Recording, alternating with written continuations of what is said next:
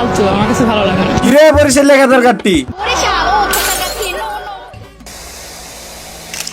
আপনারা যারা বরিশাল বিভাগের মানুষ দেখলেই তাদেরকে নিয়ে ট্রোল করেন অথবা ছোট করে কথা বলেন, তাদের জন্য আজকের এই video. Proud to B A Barishal. চলুন দেখে নেই কেন বরিশাল বিভাগ পরিসংখ্যানের বিচারে বাংলাদেশের অন্য সব বিভাগের চেয়ে এগিয়ে। বাংলাদেশের সবথেকে শিক্ষিত মানুষেরা এই বিভাগেই বসবাস করে। 2022 সালের জনশুমারি অনুযায়ী বরিশাল বিভাগের সাক্ষরতার হার সর্বোচ্চ। শুধু তাই নয়, নারীদের এগিয়ে যাওয়ার গল্পে বরিশাল সবার উপরে।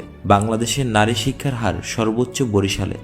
বিভিন্ন বোর্ড পরীক্ষার ফলাফল দেখলেই বোঝা যায় এই অঞ্চলের মেয়েরা মেধার লড়াইয়ে কতটা এগিয়ে।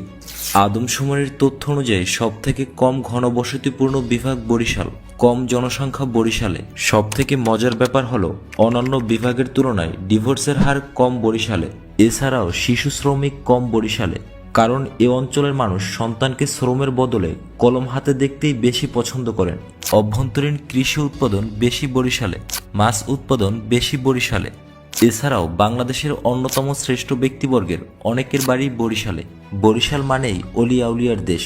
এখানে রয়েছে চরমোনাই সারসিনা ও নেসারাবাদের মতো বড় বড় দরবার শরীফ।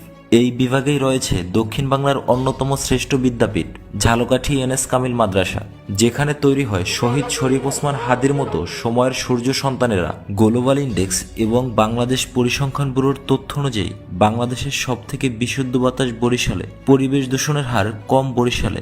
শিক্ষা, পরিবেশ এবং ঐতিহ্যের বিভাগ বরিশাল আজও বাংলাদেশের শীর্ষ স্থানে।